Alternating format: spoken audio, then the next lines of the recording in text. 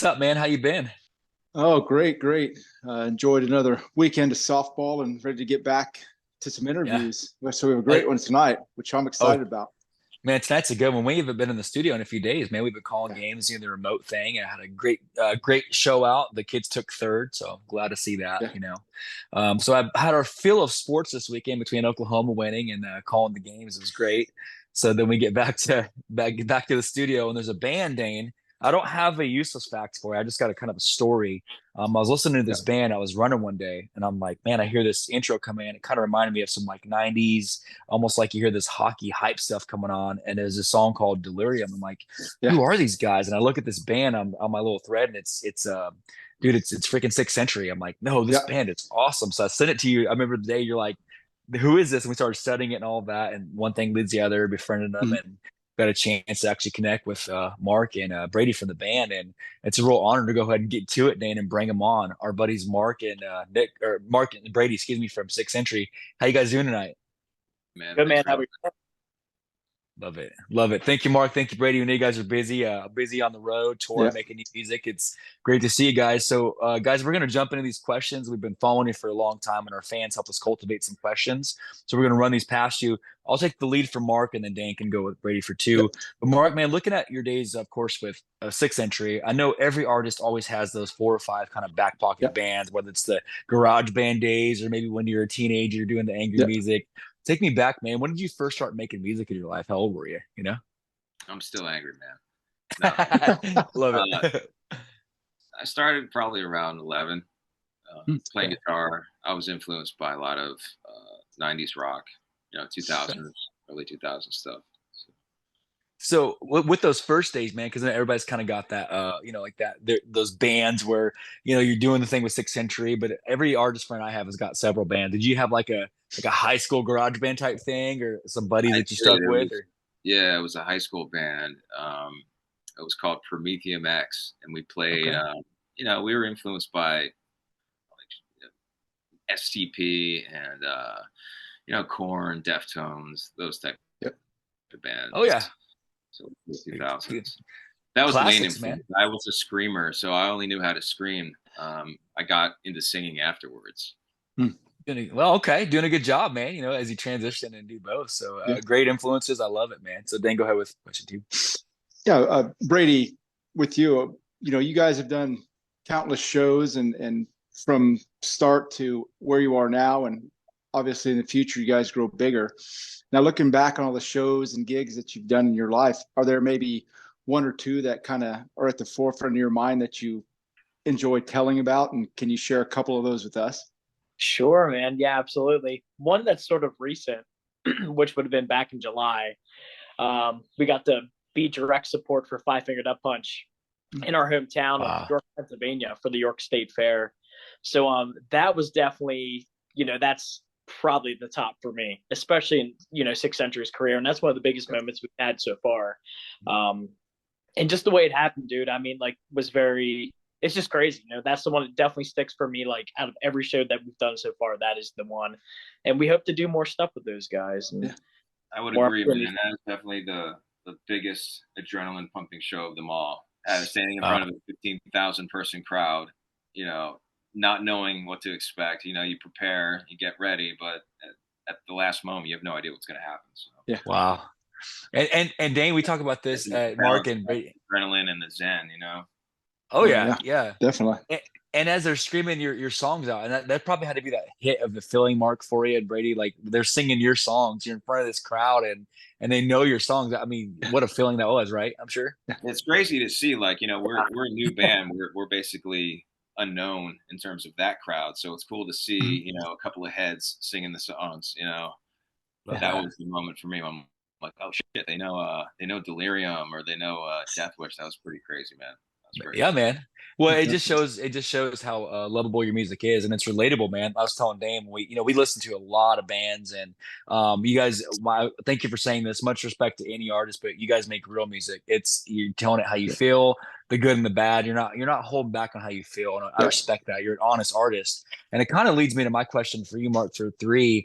Obviously, I heard some of the STPs and things like that. I remember I thought I was going to be the next Lane Staley till I realized I couldn't sing like that growing up as a musician, right? But there's got to be that maybe it is STP you talked about it. Is there that one maybe vocalist that you've looked to, Mark, in your career? It's like it's kind of been your muse so far, you know? I always looked up to Scott Weiland, Got you. you know, Brent Smith, those types of Yeah. guys. I'd say like I'm more of like a baritone range, and I've extended my range over the years to hit those high notes. So singers like that, I would say I gravitate more towards just from like a learning perspective, learning Got how you. to, adopt that range and stay within it. I love it. From a writing style, Mark, before I kind of go part B, obviously, Scott, his ability to write was amazing. All of the threats of his career. Is Yeah. there a writer that you look at more like maybe you feel like you similarize yourself to writing style? What'd you say? You talked about Lane Staley. I really like Lane Staley's lyrics a lot. Yeah, Mm. I love it. It's deep. It has that mysterious factor to it. I've always, Yep. gravitated towards the strange and unusual when it comes to lyrics. I think just delving deeper into a subject, maybe saying something not as blatant as you'd expect, trying to find maybe multiple ways to say something. It's good. I love Yeah. it. Well, I'll say, go ahead, Dan. I was going to ask Brady the same thing. Are there some influences that shaped how you play as well? Yeah, most certainly, man. It's funny because I don't know if Josh had seen. I made a video calling out Jacoby and Papa Roach because we recently met those guys while we were working in the studio. I saw it. And He's a vocalist. there, man. Yeah, well, he gave me seal approval on that one too, which was cool. But yeah, him as an artist, like even though like I've said in that video, like I'm a drummer, he's a vocalist, but like the energy that he puts, on the stage for people, and how interactive he is, and he's just fun to watch, and still can put on a hell of a show. Just showcasing his vocal ability, like that's what I want to do behind the drum kit. And put on a show when I'm doing like my flashy drum stuff, and of course playing all the technical parts in the songs and playing the parts right, and just being tight and just kind of being that different kind of animal on stage. That's somebody who's really influenced me. And of course, drummer wise, like a big one for a very long time has been like Shannon Larkin from Godsmack. Yep. That's a huge influence of mine. Ray from Korn. That's more of the newer drummer. It's been there the last couple of years. Yeah, the Rev, Avenged Sevenfold. I mean, everyone loves the Rev. So a lot of those guys are people that have really influenced my playing. You know what I mean? Dane, me and Dane talked about this a lot because growing up, Brady, I was the musician. Dane was the athlete. I'll never forget my first kit. My dad got me this, and when I was recording my first album, he's like, "I can't take it anymore. I'm buying your Roland V session, so I can't hear it." So he got me this awesome studded out. So you remember your baby, man. Do you remember your first baby drum set? Like, Brady, like this is your baby. What kind of drum set did you have? Like when your first real one? Oh man, my first real kit. It was like a dark blue with like the nice little silver sparkle in it. I think it was a Roser kit, a Rosier kit, Roser. I believe it was like an older like series of a drum set. It was like a friend of my dad's. My dad plays music and always been a band, so yeah, he was just selling one of his beater kits he had in the shed, and that was like the first time I got like my own kit and like just made it my own. You know what I mean? And that's kind of where it started. Yeah. And the funny thing is, before that happened, I would always sneak down to my dad's practice room and play on his drummer's kit while they're at work. So I get off school early, and just take the sheet off and start playing. So that's fantastic, man. Yeah. It's pretty cool. That's cool, man. Dan, go ahead with 4, man, for Mark. That's cool.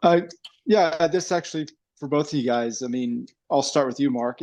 Now that we're getting towards the end of September here, going into the final quarter of the year, what's on the horizon for you guys to end the year and then start off 2024 on the right foot? Are there some things that you're looking forward to that you can tell us about? Yeah, man, I don't want to say too much. I don't know if we want to reveal too much, but we are in the studio. We have been in the studio for the past couple of months, and we're working on something very big.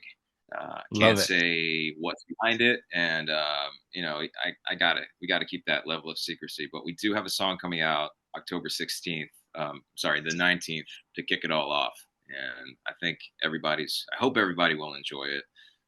It's a pretty big one for us. And yeah, we have a lot of stuff in the can and in the works. So I can't tell you if it's going to be a full-length album or an EP or Okay.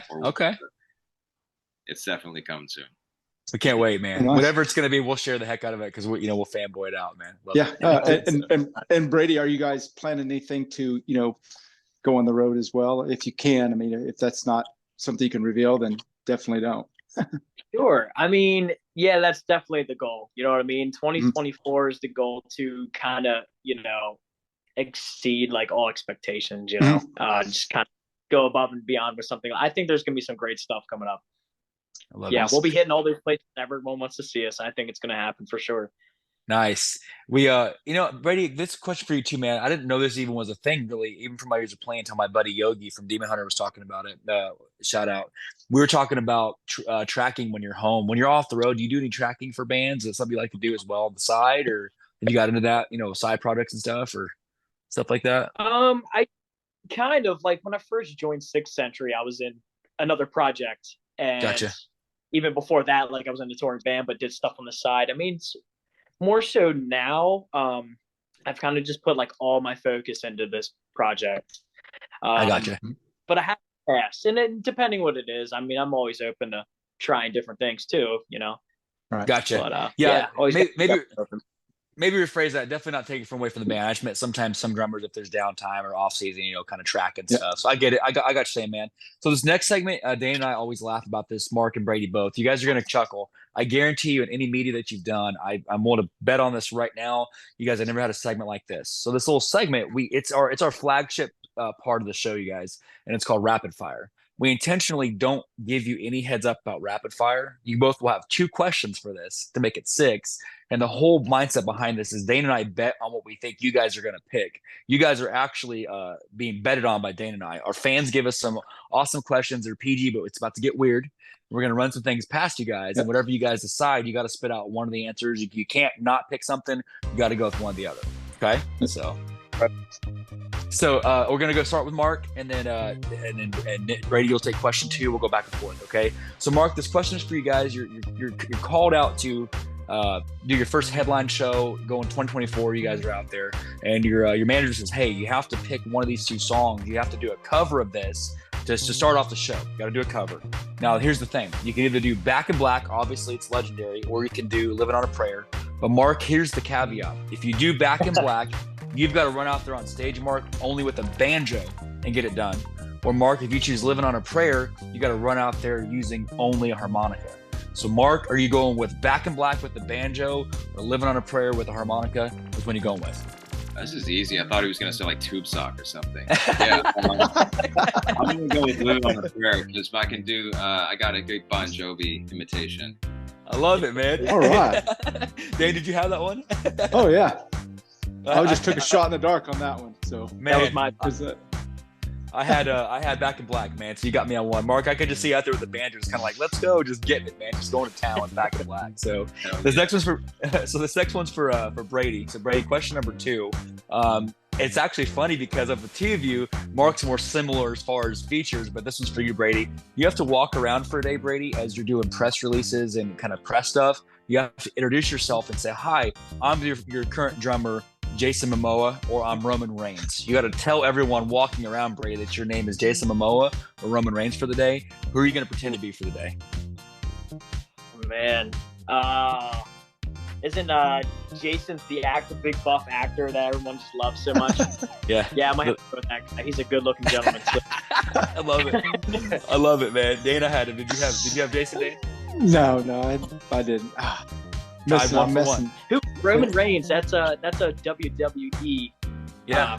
Right. I don't even know who that is. I know Aquaman. Yeah. So Aquaman is Jason. Roman is the dude he always wears the vest and super tatted out, long flowing locks. If you saw a picture of him, you know it. This next one's for you, Mark. So we're intentionally throwing it backwards because we gave Brady a singer question. Now, Mark, we're going to give you a drummer question. So check this out. For whatever reason, something happens, you and Brady switch positions. Brady's going to sing for the night, and Mark, you're going to take over on the drum kit in one of your shows. Now, what they don't tell you is all drumsticks have disappeared from the planet. There's no drumsticks anymore. It's just gone. Maybe it's a drumstick shortage, I don't know. So you get to go out there and rock it with using 2 gigantic cucumbers or 2 big old Slim Jim, Randy Savage Slim Jims. Which one are you going to play your show with, Mark? Damn, I'm gonna have to go with the cucumbers, man. Let's go. Let's go, Dane. Dane, did you have that one? No, I just went. I love it. So, again, throwing the reverse on 2-1. I got you to name up by 1. So, thank you, Mark, for Dane is going to owe me lunch by the time this one's done. Brady, I got one for you. This is halfway there. So, Brady, again, kind of doing the reverse universe here. You're called up to fill in for the night as a singer, Brady, for one of these 2 bands.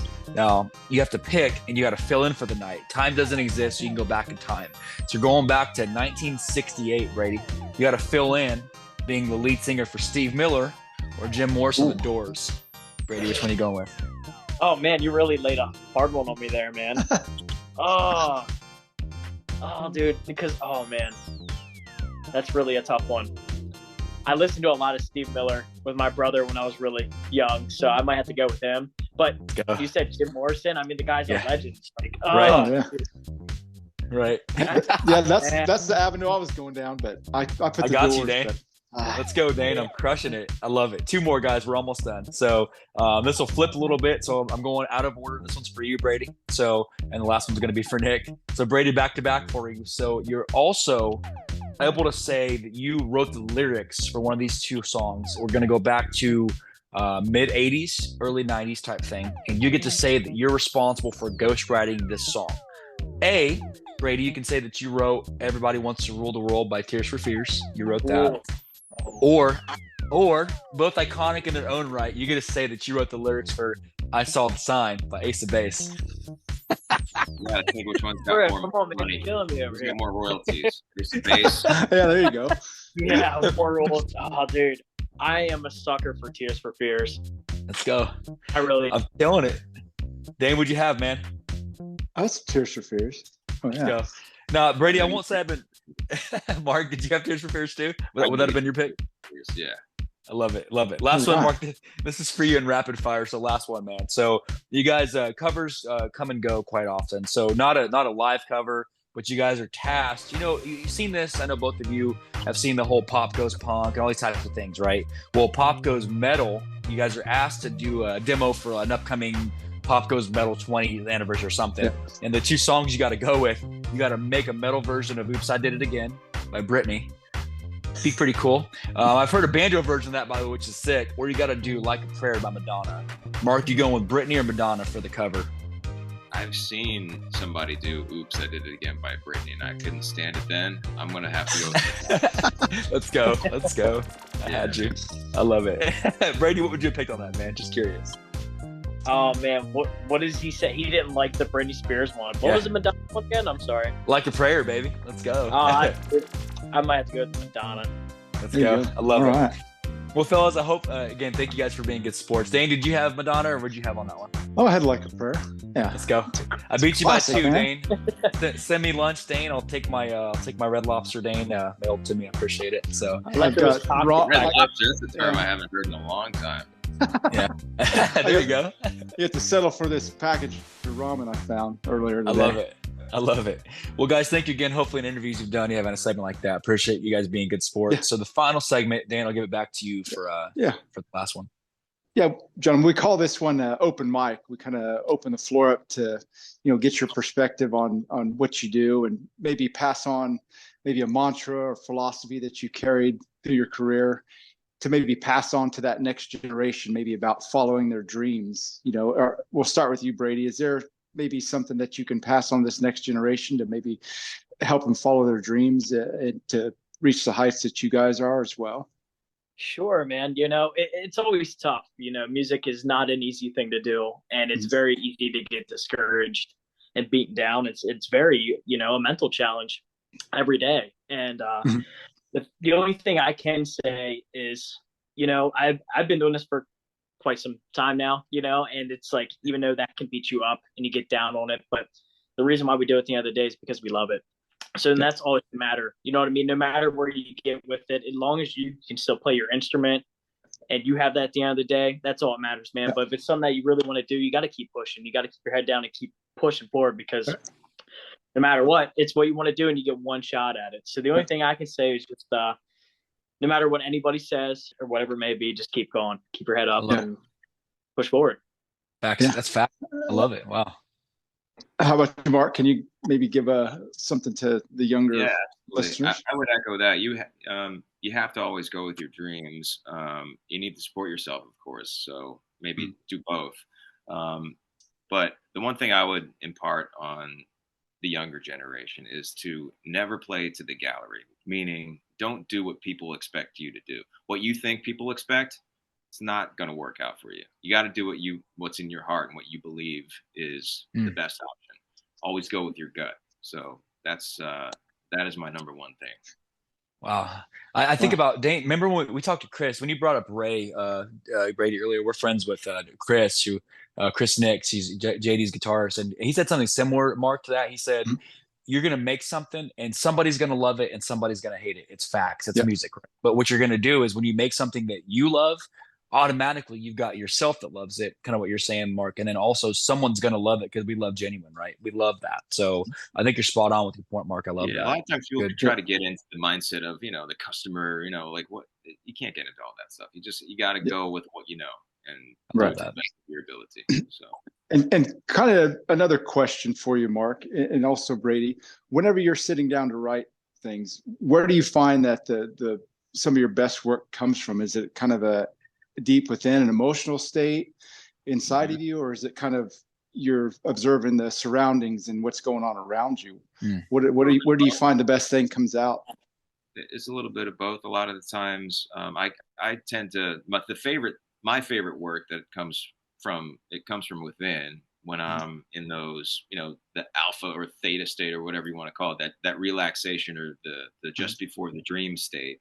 That's where I get my best inspiration or melodies or what have you. So, there's always, being mindful and awake and present is always a good way to draw inspiration as well. So it's a little bit of both. Sometimes when you mix them together, it's a nice combination. But my favorite stuff definitely comes from the ether, where all us creative people are tapping into. I love that.